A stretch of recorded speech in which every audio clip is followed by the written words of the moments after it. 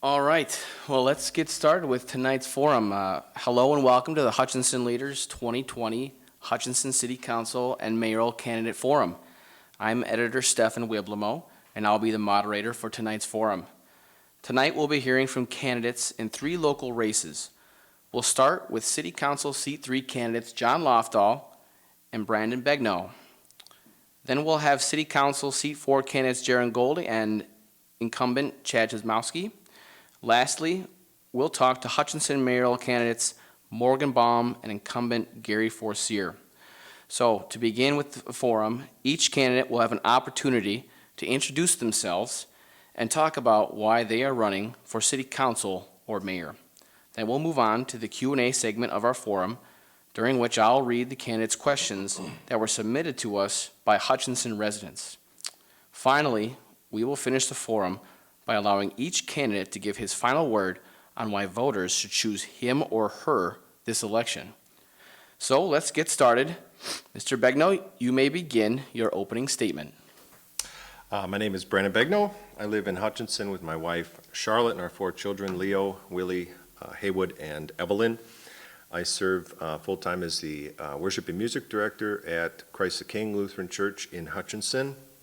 And I love the city, and I love every opportunity to bless and serve others. I'm involved in things like, outside of church, Common Cups coming together in song, fundraisers, playing piano for events like Hutch Theater, company productions and musicals, the J.C. Water Carnival, Miss Hutchinson pageants and coronations such as that. I also accompany the Crow River Singers, and there's a couple more, but I cannot think of them. But my wife and I love Hutchinson. We look forward to raising our 4 kids here in this community. And lastly, I just want to say thank you to the leader for doing this, and thank you for John to being my opponent. And that's about it. Thanks. Thank you. Okay, now Mr. Lofdahl, you may begin your opening statement. Yeah, I'm John Lofdahl. I'm a longtime Hutchinson resident, I guess since 1989. Married to Julie, my lovely wife. We had 2 children, Eric and Weston, who grew up here and graduated from Hutchinson High School. I've been involved in Habitat for Humanity for 30 years. I think people are probably pretty familiar with that. As board member, construction manager, volunteer. I was appointed to the Planning Commission back in 2004, and I've been on the Planning Commission ever since 2004. So I've got 16 years on Planning Commission. I was interested in that because I'm a builder by trade, so I'm interested in planning and zoning requirements and building code requirements. I am very interested in what's happening in the city of Hutchinson. When we get sworn into office, we take an oath to uphold the Constitution of the United States, the state of Minnesota, and of the city. And we're a charter city, which is a little bit different from a lot of other cities, as opposed to being a statutory city. We have 5 council members or 4 council members and the mayor. We have a weak mayor system, so the mayor serves a 2-year term. He cannot make a motion. He runs the meeting. Those are subtle distinctions, but I'm motivated by service, military service, service for my parents in the past, and I pledge to uphold the Constitution of the United States, Minnesota, and the city charter. Thank you. Thank you, John. One moment. Thank you, gentlemen, for your statements. And now we will begin our Q&A portion of the forum. So I'll have 7 questions for each of you. Brandon, this first question is for you to begin with. Should you be elected in November, what are the top 2 or 3 priorities you would focus on as council member? I think first and foremost, recovering from this pandemic virus is probably the overriding issue for our city and businesses and the school and just the community at large. And I believe Hutchinson needs to be a welcoming community for new businesses with low taxes and reasonable regulations. And I think our city council needs to, I think they must listen to, work with, and make decisions that are supported by the people of Hutchinson. Thank you. Now to you. Should you be elected in November, what are the top 2 or 3 priorities you would focus on as a council member? Well, I agree with Brandon. I mean, COVID's the big dog right now, and that's going to be with us for at least another year. Once a vaccine's around, that may help us get out of it, but it will never go away. I guess the second thing I'm maybe most excited about is the new police station. I was involved in that when I was on council a couple of years ago. Looks like that's going to go in 2021. It's a big number, $8 to $10 million to do it, but things are looking pretty good. I think estimates are coming in under budget. People are motivated to bid on it. The other thing that's really important, and people always talk about wanting to have lower taxes. Well, the city only controls your property taxes. So local government aid, that's important. And all 4 years on city council, I lobbied down at the Capitol to maintain and uphold LGA funding. Thank you, Mr. Lofthall. We'll move on to question number 2, and John, you will start with this. Okay. Do you think Hutchinson is an affordable community for residents, and what can local government do to either keep Hutchinson affordable or make Hutchinson more affordable? It's somewhat affordable, marginally. There's quite a few people that commute from the Twin Cities out here because housing costs are lower. But if you looked at the studies, workforce housing is difficult. Right now, it's like $300,000 to build a house. It's just crazy. And most people that are at the median income level can only afford a house that's like $180,000 or $200,000. So that's difficult. Some subsidies maybe for workforce housing, easing regulations, maybe lot size, house size. I was someone who was always opposed to the requirement to build garages. I think that jacks the cost of a house by $25,000. So. Thank you. Brandon, to you. Do you think Hutchinson is an affordable community for residents? And what can local government do to either keep Hutchinson affordable or make Hutchinson more affordable? Yeah, I think Hutchinson could be more affordable for some of the reasons that John said, and I think some of it has to do with just simple, balanced budgeting and just looking at that just like you would in your own household, creating a budget and you cut out some of the little things that really aren't maybe necessities. But as far as the city of Hutchinson goes, I mean, is growing that tax base, which again is being welcoming to small businesses and open to new businesses to come in and grow that tax base to help keep taxes in general as low as possible. Thank you. Question number 3 to you, Brandon. Would you support lowering the requirements for petitions to put initiatives and referendums on city ballots as a way to promote more community involvement? And please explain your answer.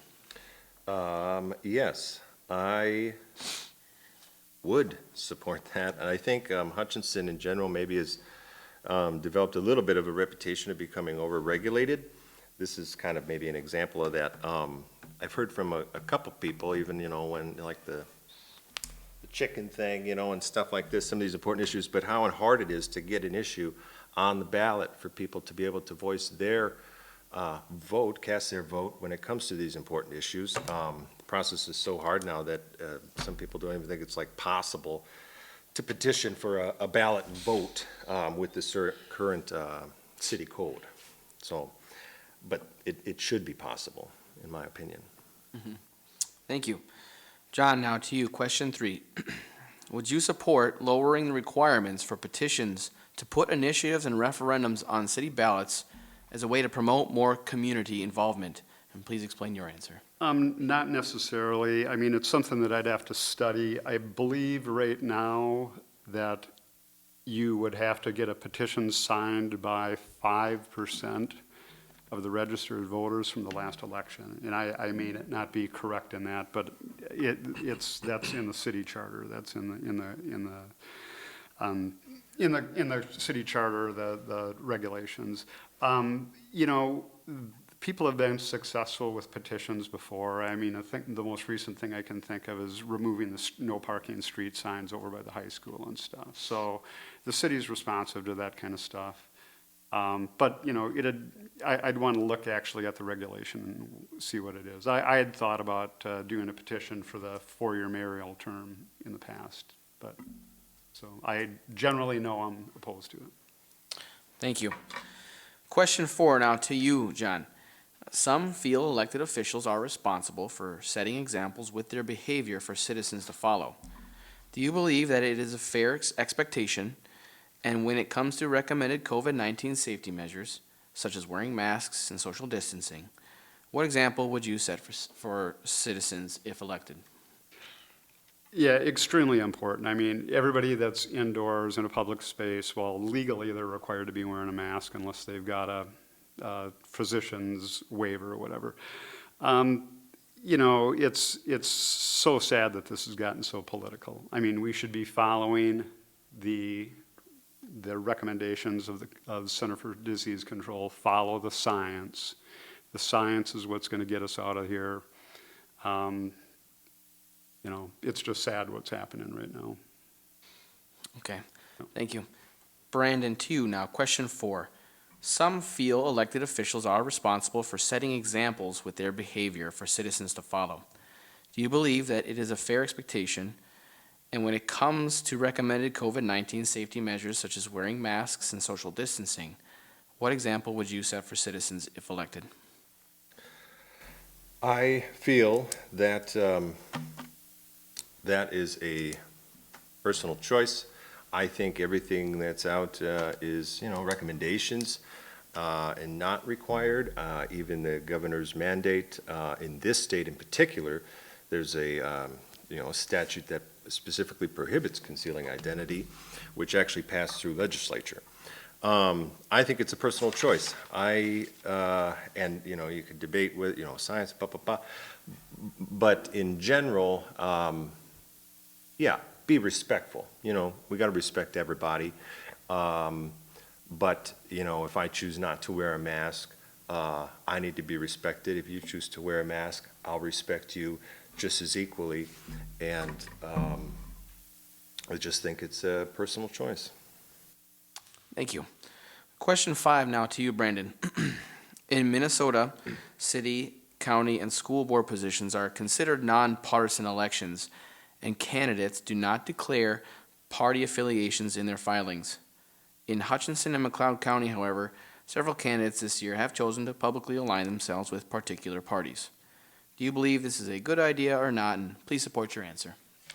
I think it's a fine idea. I mean, I think, you know, even this, yeah, these are nonpartisan races, but associating with one party or the other says a lot about, I think, what a person's, you know, where their priorities might lie and where their beliefs are, you know, as far as, you know, being, you know, more conservative, which I am. And I think, I don't see any issue with affiliating with a party and then running for a nonpartisan election. Thank you. John, to you now, question 5. In Minnesota, city, county, and school board positions are considered nonpartisan elections, and candidates do not declare party affiliations in their filings. In Hutchinson and McLeod County, however, several candidates this year have chosen to publicly align themselves with particular parties. Do you believe this is a good idea or not? And please support your answer.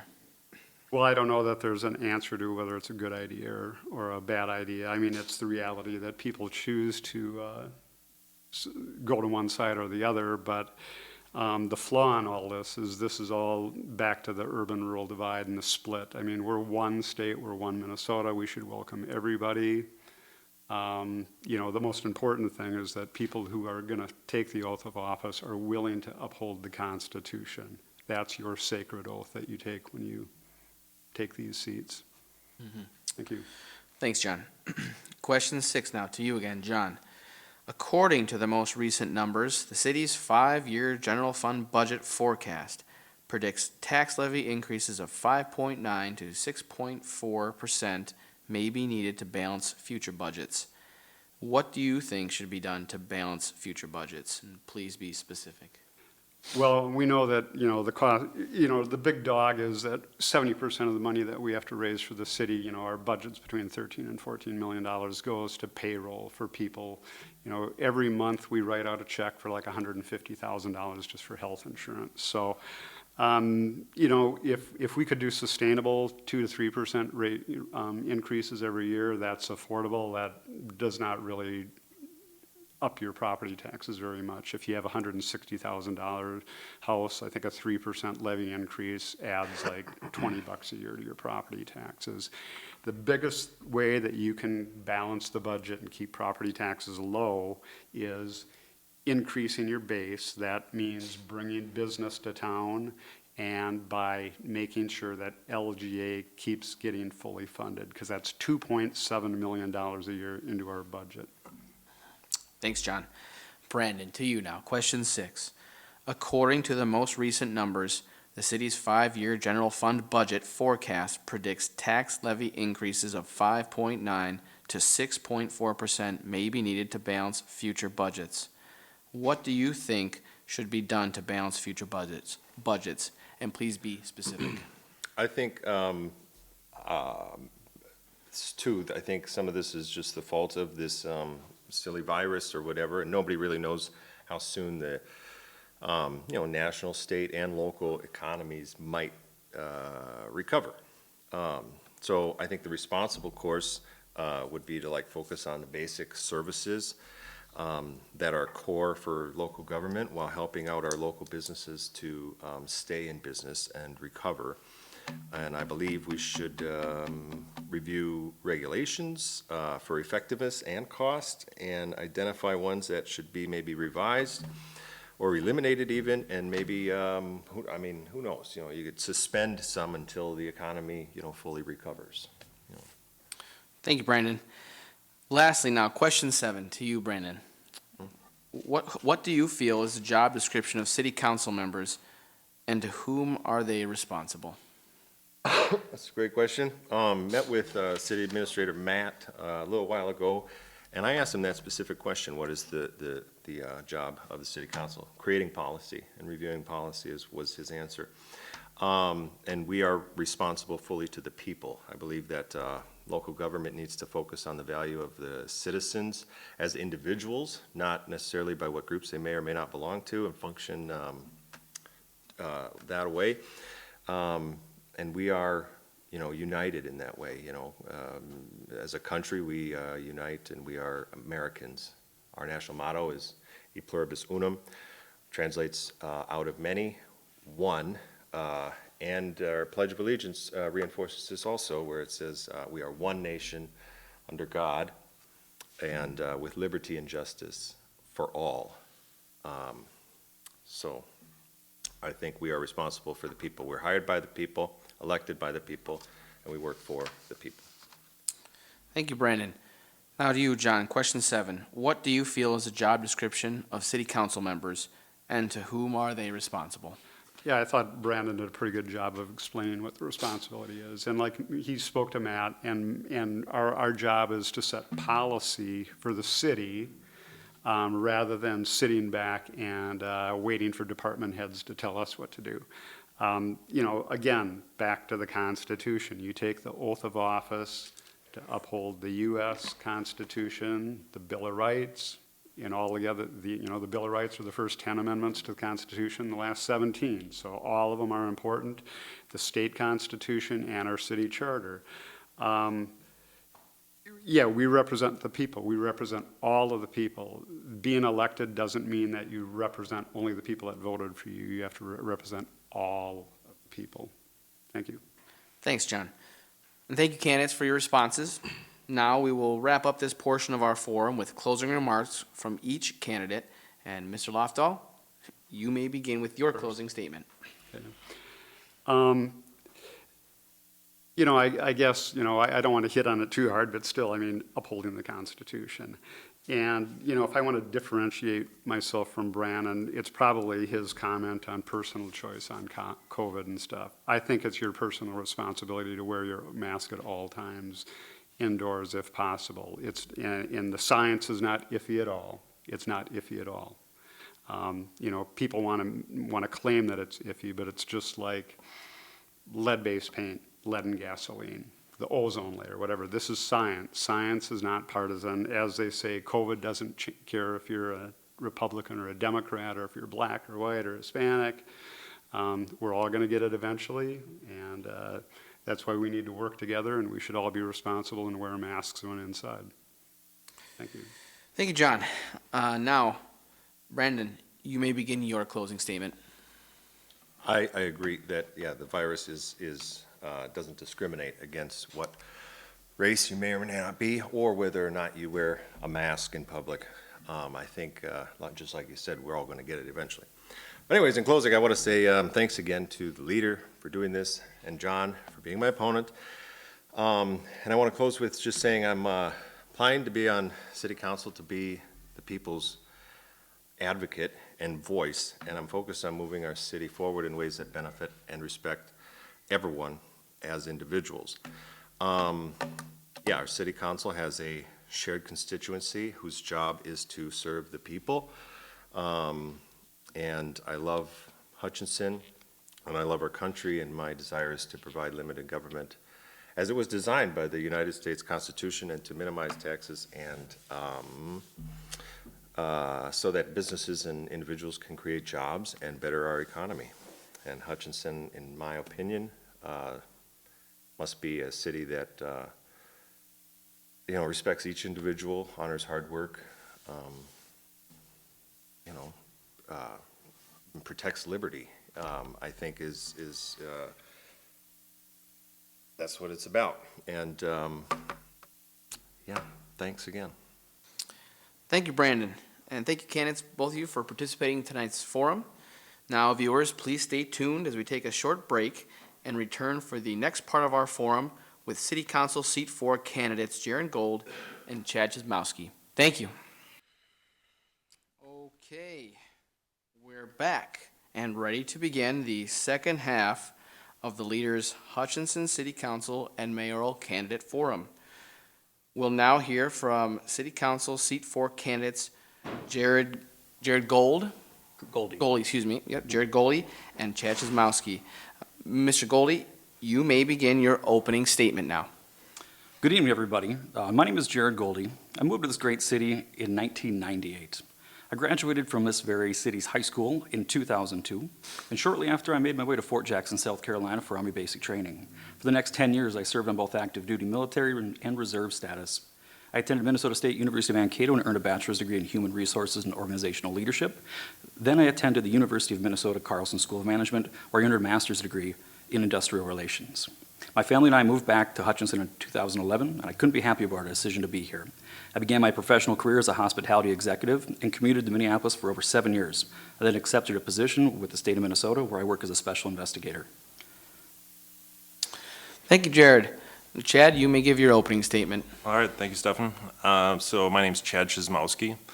I was born in Redwood Falls, and my family moved to Hutchinson when I was a little kid. I graduated from Hutchinson High School in 1998.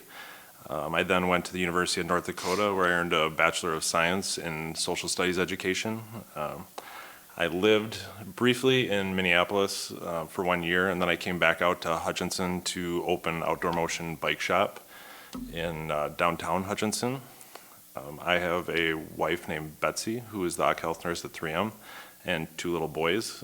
Charlie is 1 and Ben is 6. I've been on this Hutchinson City Council. This is going to be my 4th term if elected. And within that experience, I've been on the Planning Commission, the Economic Development Board, the Parks Board, and since 2015, I've been the Vice Chair of the Council. Within the community, I've been active in the Downtown Association Board, the Hutchinson JCs, the Water Carnival, the Hutchinson Ambassadors, and the Hutchinson Area Mountain Bike Association. Thank you, Chad. All right, candidates, we'll begin our Q&A portion of our forum. I'll ask you each 7 questions. Jared, I'll have you answer the first question first. Should you be elected in November, what are the top 2 or 3 priorities you would focus on as a council member? I think that it's no surprise that COVID-19 has completely shaken up business and life as we know it. Specifically, as a small business owner myself, I have seen the detriment that it has caused financially to a lot of small businesses. And reaching out and doing local community outreach and trying to understand better as a council what more we can do to serve our community, how can we help the small businesses of Hutchinson? That would be one of the biggest priorities of mine. Secondly is something new and something that a lot of our families in Hutchinson are struggling with, and that's how do we homeschool our children while work? We are in a time that's unprecedented, and a lot of people are struggling. A lot of families don't know how to both be a working family unit and also be learning coach their children.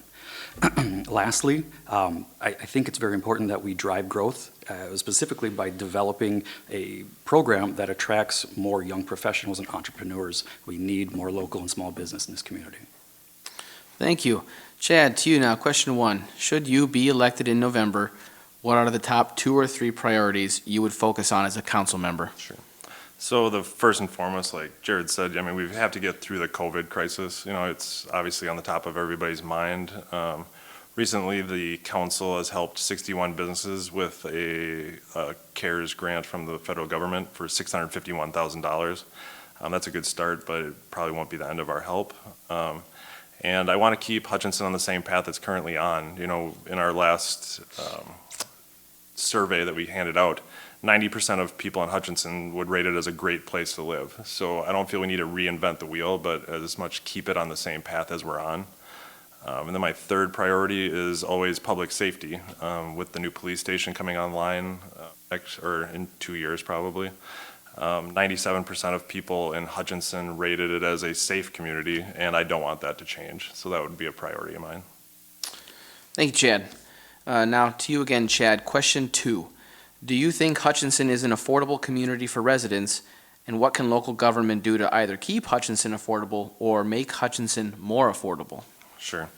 So Hutchinson compares itself to 17 outstate regional centers, and within that, we have the lowest poverty rate out of all of them, and we have the second lowest tax rate in the county. So Hutchinson, I would say, is an affordable place because our median income is very high here because there's a lot of great jobs, and I would like to keep Hutchinson on that path and keep the levy increases at a minimum. Since I've been elected in 2008, we've averaged a 2% levy increase, and the state average typically floats around that 5 to 7% levy increase. So I feel we've done a good job of providing excellent amenities that businesses want to locate here and give people the good jobs so they can afford to live in a nice community. Thank you, Chad. Now to you, Jared. Question 2. Do you think Hutchinson is an affordable community for residents? And what can local government do to either keep Hutchinson affordable or make Hutchinson more affordable? I think Hutchinson's a very affordable community. If I look at the cost of living index, our overall rating is an 82.8. That is substantially lower than a lot of the region around us. And if we get into the metro region, we'll see those numbers soar above 100. So if you look at Waconia, just 30 some miles to our east, they're at a rating of 109. So comparatively to our region, I agree with Chad that we are a very affordable community to live in, but we could be better. When I look at some of the other statistics that I see food and groceries, we rank above the 95 to 99 percentile.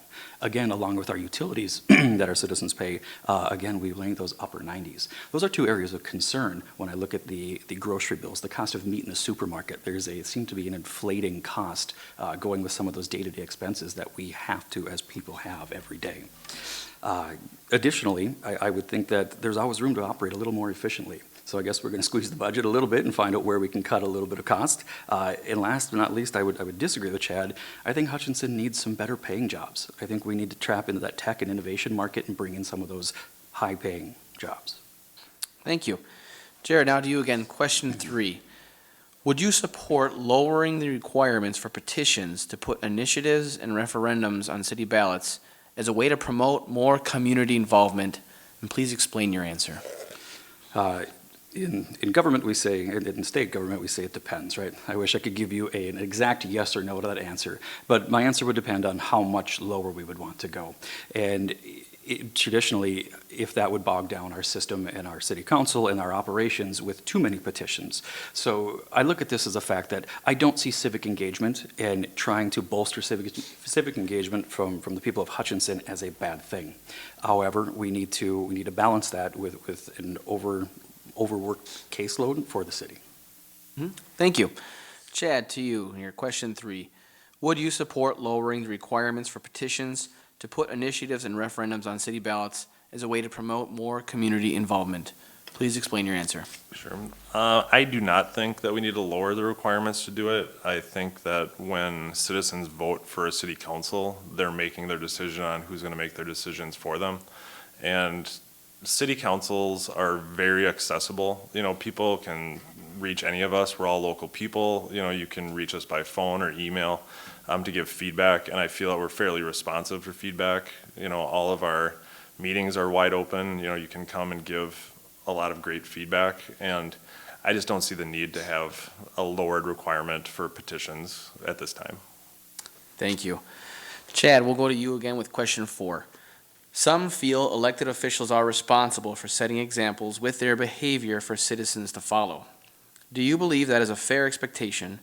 And when it comes to recommended COVID-19 safety measures, such as wearing masks and social distancing, what example would you set for citizens if elected?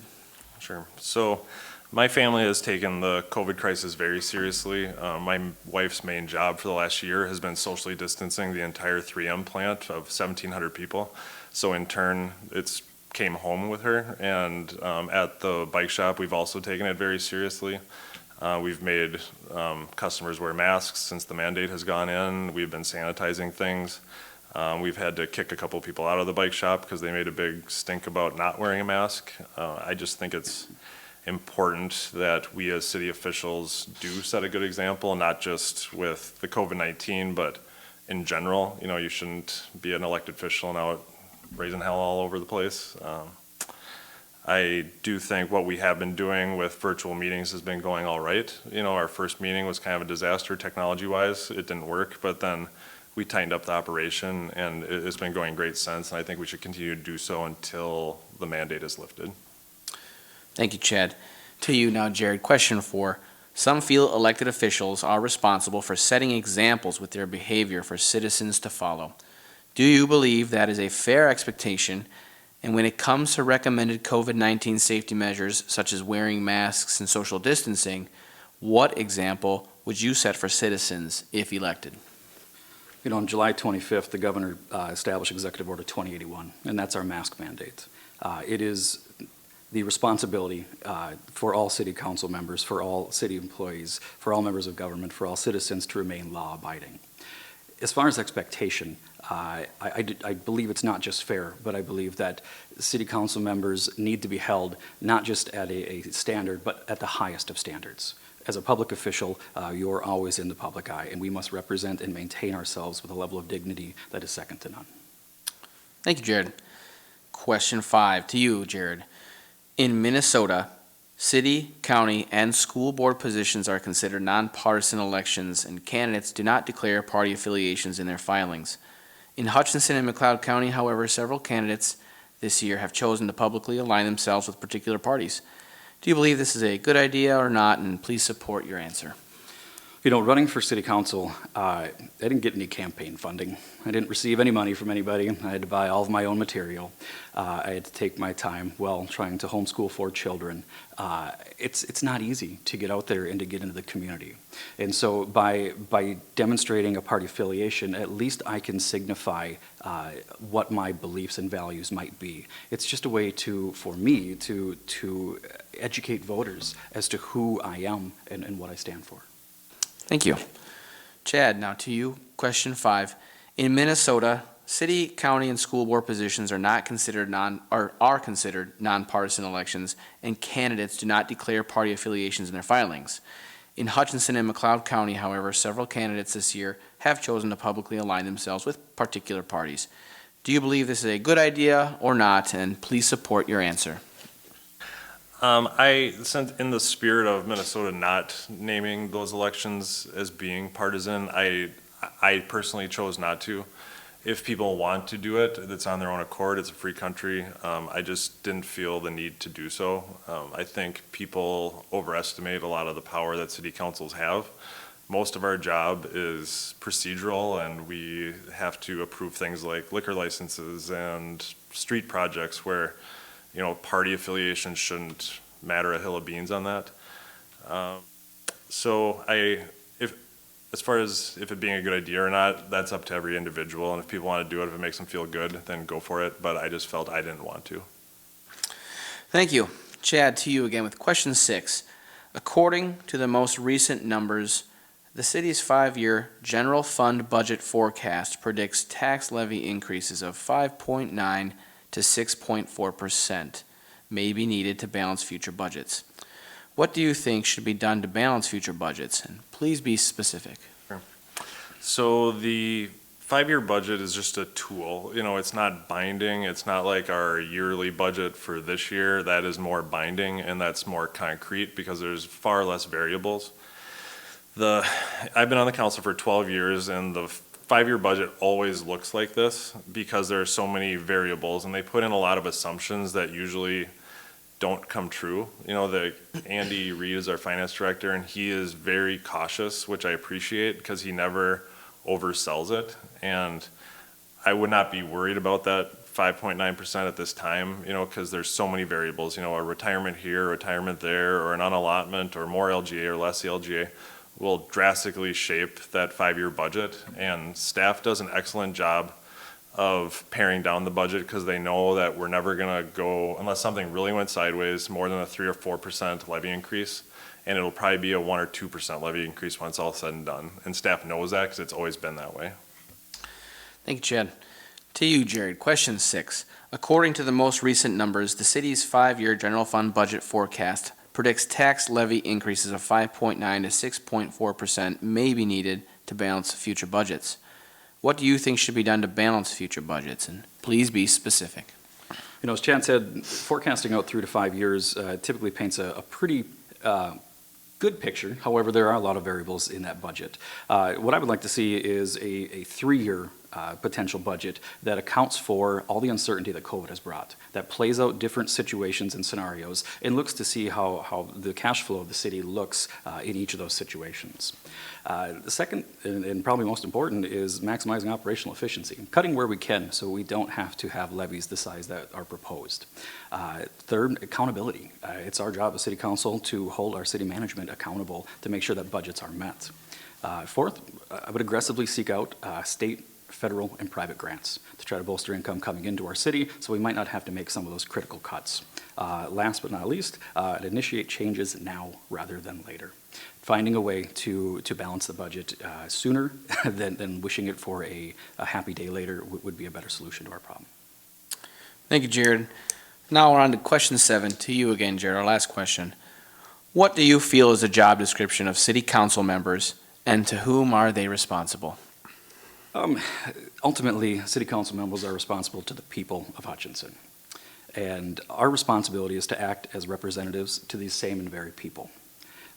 We need to be expert stewards of public funds, and we need to be holding those accountable who are acting in bad faith.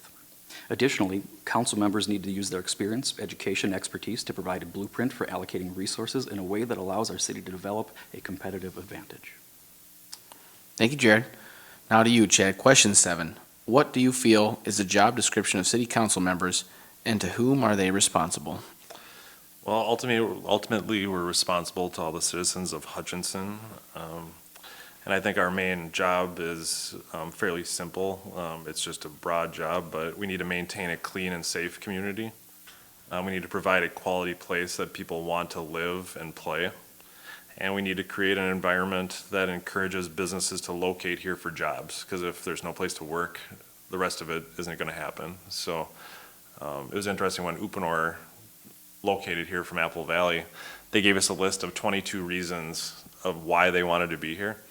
And none of them had to do with taxes. It was all amenities and things that the city council had done proactively to get them to come here. And it was nice hearing that from an independent company. because it kind of validated all the hard work that we had done over the years. Thank you, Chad, and thank you, candidates, for your responses to our questions. Now we'll finish this portion of our forum with closing remarks from each of you. Chad, you may begin your closing statement. Well, I would just like to encourage everybody to get out and vote, and I would appreciate your vote in November. Thank you very much.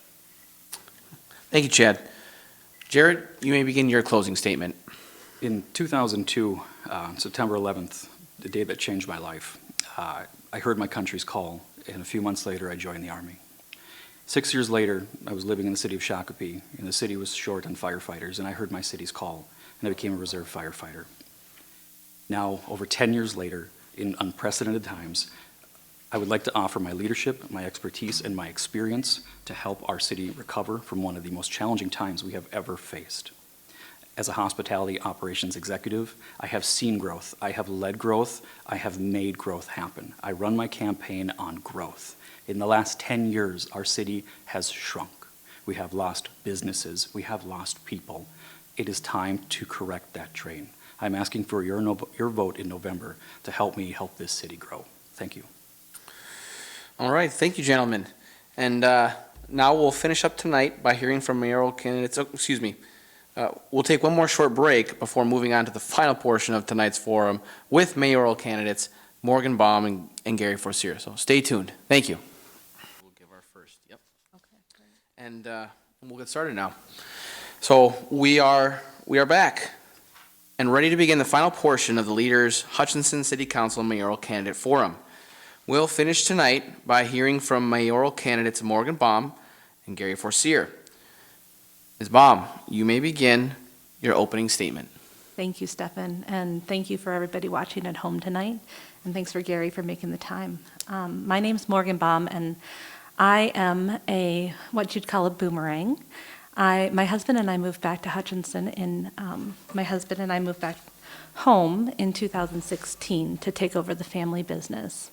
I'm a class of 98 Hutch Tiger, and I couldn't wait to move back home. I'd always told everyone that I was going to come home, take over the family business, and get involved in local government because I believe that it's my calling to serve.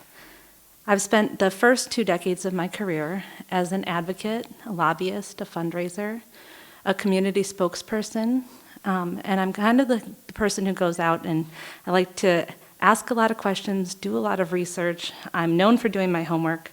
I have a background in strategic planning, partnership development, and negotiating contracts. And that's what I think our city government needs, which is why I'm running.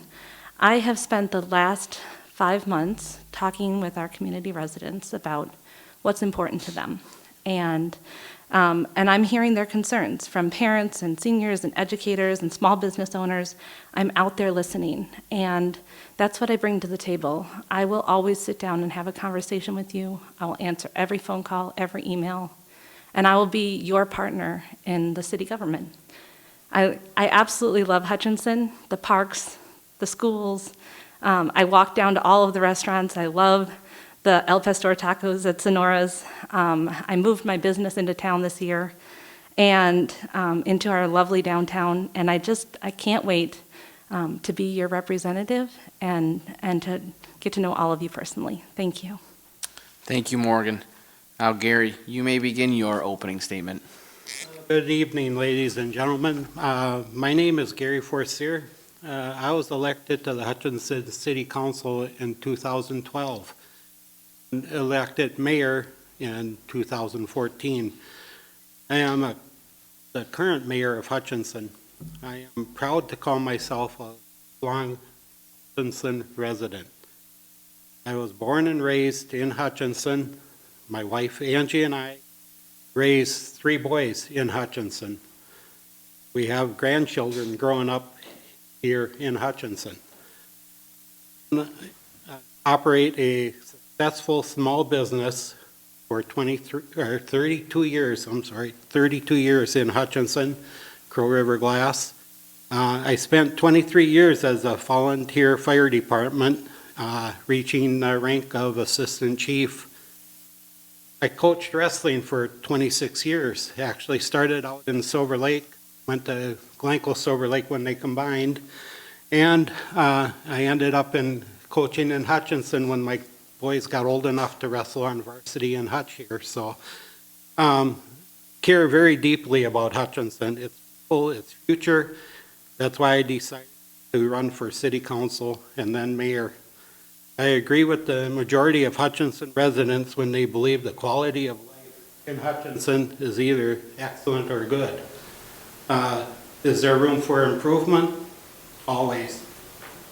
My goal is to grow Hutchinson as a manageable place that keeps our current residents happy while also attracting new residents and businesses to town.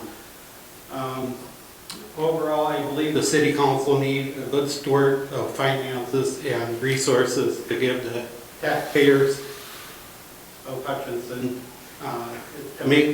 It makes no sense to advocate for other grants and funds if we can't start by managing citizens' money wisely. Thank you. Thank you, Gary. Thank you, candidates. Now we'll begin with the Q&A portion of our forum. And Morgan, this first question is to you. Should you be elected in November, what are the top 2 or 3 priorities you would focus on as a council member? Well, the number one priority has got to be recovery from the pandemic. It's on everyone's mind, and it's changed our landscape in Hutchinson. At the beginning of the year, we had a surplus in town, and although we were able to use the CARES funding from the state to fill the gap, we are still unsure how we're going to recover financially from the pandemic, not just at the city council budget level, but also all of the small businesses in town. If you walk down our main street, a year ago, every business had a help wanted sign. And now you walk down and many of the businesses are for sale or they're closed and there's no help wanted signs. So our community needs to work together to recover from the pandemic. I really think that that's going to have to be our number one focus. Thank you, Morgan. Now to you, Gary. Question number 1. Should you be elected in November, what are the top 2 or 3 priorities you would focus on as a council member? I agree with Morgan. Current pandemic makes it most important goal for the city finances and livelihood of residents and businesses. We must monitor and take appropriate actions to ensure we do our best to make it through this with minimal loss. We continue to market and attract people and businesses to Hutchinson. And we also should manage and plan slow growth of our community. Thank you, Gary. Question 2 to you again, Gary. Do you think Hutchinson is an affordable community for residents? And what can local government do to either keep Hutchinson affordable or make Hutchinson more affordable? Well, actually, our residents consistently rank Hutchinson as a good value for the amount of taxes they pay. I believe that we need to focus on our needs instead of the wants that people bring to the council, you know, so that's, as I said, you know, it's been here all my life and it's a good place to raise a family, and it seems like we keep coming back here. As Morgan said, she would move back to Hutchinson, so I think that we're affordable for the services that we pay. Thank you, Gary. Question 2 to you, Morgan. Do you think Hutchinson is an affordable community for residents? And what can local government do to either keep Hutchinson affordable or make Hutchinson more affordable? Well, when I talk to residents, I hear people who are concerned about the cost going up and up. Our taxes are going up, the cost of housing is going up, the cost of childcare is going up. Our seniors are living on a fixed income. And so, yes, we have great amenities. I love the mosquito spraying and the leaf pickup and the aquatic center and all of the services that our community provides. But no, I don't think Hutchinson is that affordable. I mean, our 2019 study that we did said that 59% of residents think there's there's just enough housing, and another 50% say the housing that's available isn't affordable. And I went back and looked at the census data, the most recent stuff, and that's before the pandemic. And 1/3 of all of our renters in Hutchinson are in cost burden households, which means they're spending more than they're supposed to on their housing. And that's not just renters. Our homeowners making less than $50,000 a year, 50% of them are spending more than 50% of their income on housing, and that includes their utilities and their taxes. So I think we have a long way to go. I love it here, but we need to work together to make it more affordable. Thank you, Morgan. Question 3 now to you, Morgan. Some feel elected officials are responsible for setting examples with their behavior for citizens to follow. Do you believe that is a fair expectation? And when it comes to recommended COVID-19 safety measures, such as wearing masks and social distancing, what example would you set for citizens if elected? Well, as I mentioned, I have been out talking to a lot of people, and I'm always masked up. I'm an ambassador for Hutchinson, and one of the messages that we've been spreading is that masks are keeping our businesses open. The more people who are working together to set an example of healthy behavior in our community, the quicker we're going to recover from this pandemic. One of the biggest frustrations from the community, as I've been out talking to people, is that there have been no formal statements from our city leadership about the pandemic. There's been, our leaders haven't gone out and calmed people's fears. And if you walk around and talk to folks, it's a really scary time right now. So I do believe that we should set examples. I think we should all do our part so we can all recover together. Thank you, Morgan. To you, Gary. Question 3. Some feel elected officials are responsible for setting examples with their behavior for citizens to follow.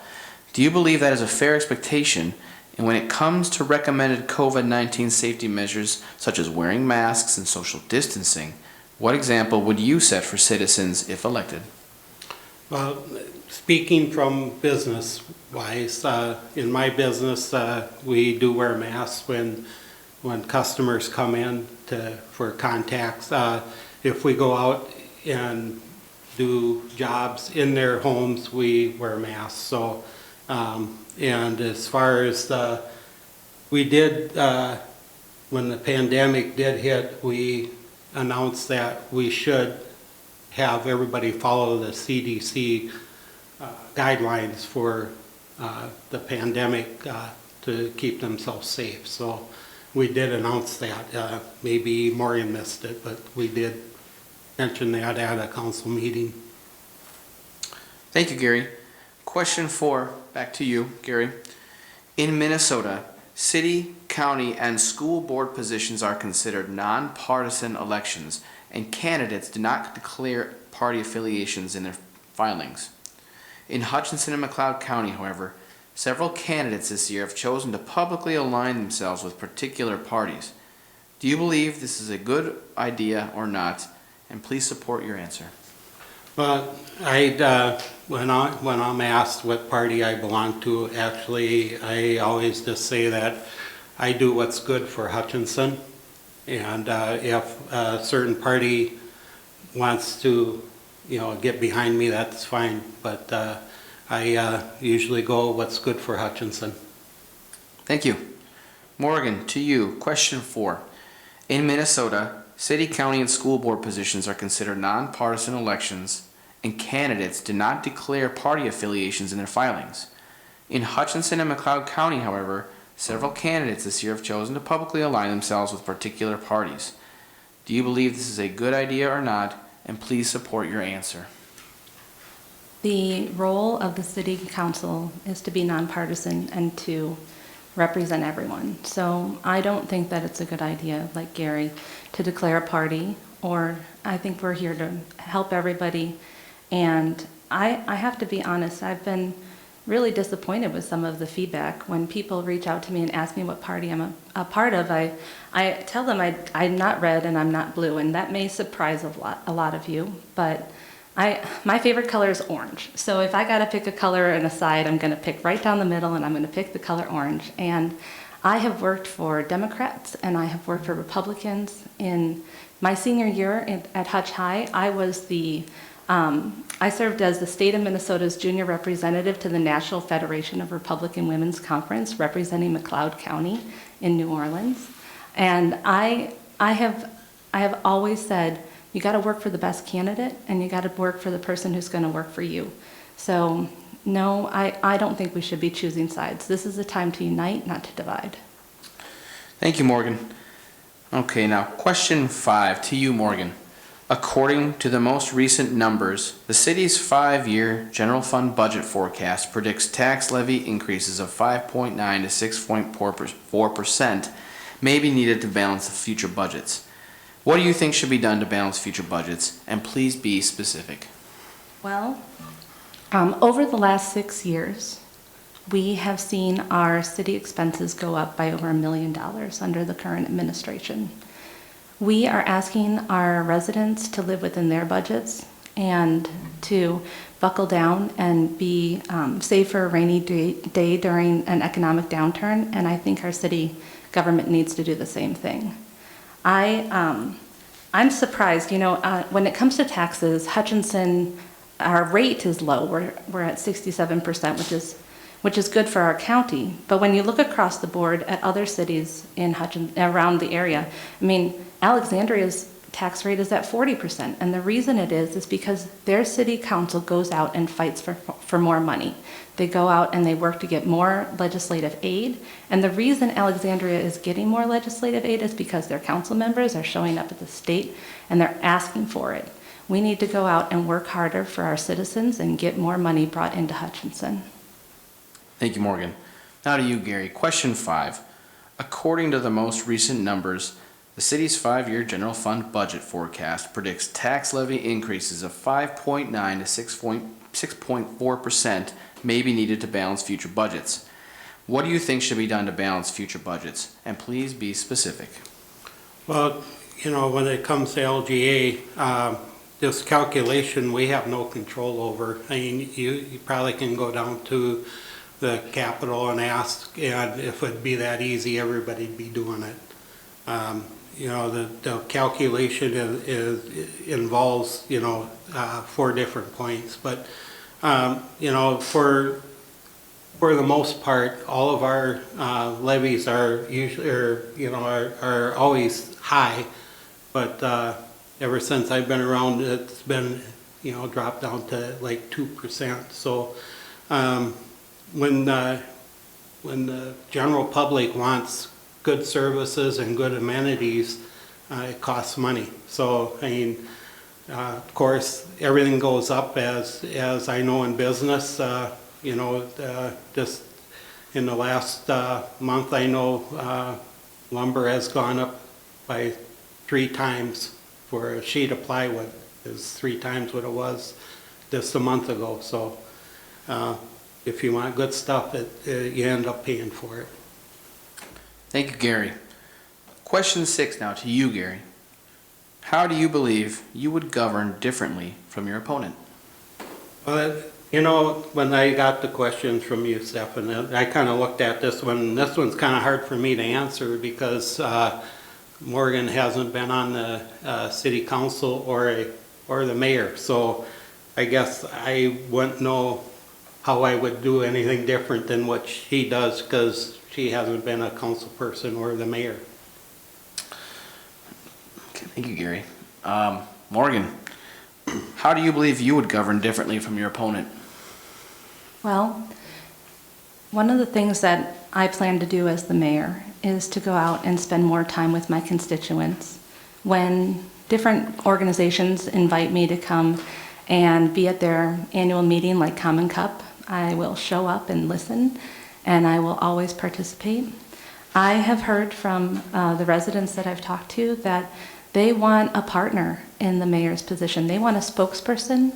They want someone who is going to over-communicate and share all of the things that are happening at City Council and be out there, not just here at City Hall waiting for people to come talk to you or waiting for people to call you on the phone, but be out there having long, deep conversations in neighborhoods. And, I have to be honest, there will be some differences between the way Gary and I govern. I mean, first and foremost, I would be the first ever female mayor in Hutchinson, and only the third female person to serve on our council since 1855.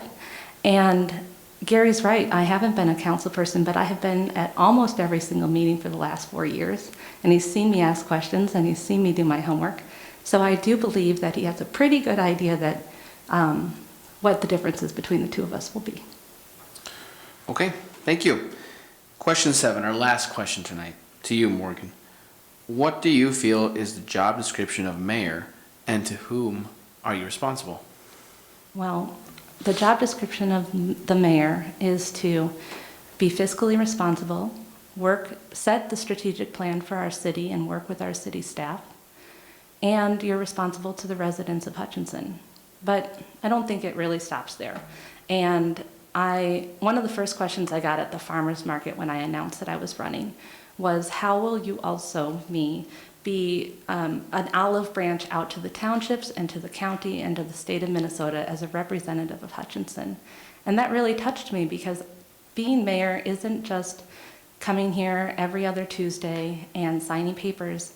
It's doing your homework, it's spending time in the community, it's going out and having empathy and having conversations. It's walking Main Street and talking to the business owners. And it's just being a really good neighbor all the time. And I really believe that that's a strength that I have. Thank you, Morgan. Gary, the last question to you, number 7. What do you feel is a job description of the mayor, and to whom are they responsible? As being a businessman in town, I am connected with most of the businesses, and I know they all like how approachable I am. My door is always open. I know I'm not the techie person. I don't like emails. I don't like text messages. I like face-to-face contact, or I have where people stop by my business and talk about the mayor stuff, and I fully welcome that anytime anybody has any problem. I am one that kind of works more behind the scenes than out in the general, so if people have a problem, they can come up to me, and I usually contact the right people to get them solved. We're responsible for everybody that lives in Hutchinson and pays taxes. Okay. Thank you, Gary, and thank you, candidates, for your responses to our questions tonight. And now we will finish our forum with closing remarks from each of you. And Mr. Forcier, you may begin. Thank you. Our city has changed a lot through the years. I grew up on a farm. My dad did custom farm work for a lot of people around the town. Actually, believe it or not, I used to pick corn across from the new high school, or the high school, the new high school even, back in the day.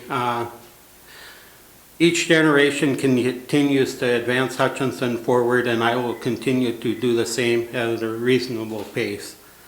As mayor, I will ensure that Hutchinson remains a community with the high quality of life, and I will promote and market our city.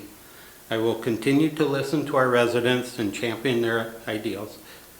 I want to say thank you to the city staff for all the efforts they put in on a daily basis to make Hutchinson great. I am humbled and honored to have been mayor for the last 6 years. I look forward to continuing to serve as Hutchinson mayor for the next 2 years. Again, I'm humbled and honored to be your mayor. Thank you. Thank you, Gary. Now, Morgan, you may begin your closing statement. Thank you. Thank you, Stefan. Thank you to the leader, to Gary, for your time tonight, for everybody at home. I really appreciate you taking time to listen to our vision for the future. We started out the conversation tonight with introducing who we are, and we only got 2 minutes. So I would ask that, if you would like to know more about my vision for the future, that you go to my website, which is morganformn.com, and on Facebook, Morgan the letter, or the number for mayor. And you can see the vision and a lot more details. But the last thing I'd like to say to you before we all go home tonight is Hutchinson is a wonderful place. You all love living here, but you all participate, and you want a partner in the mayor's position who's going to participate right alongside you. And I will be that partner. I will be the person who helps you execute strategic plans. I'll be the advocate for our town. I'll be your biggest cheerleader, and I'll ask all the hard questions and sometimes all the easy ones. I will be out there working every single day for you.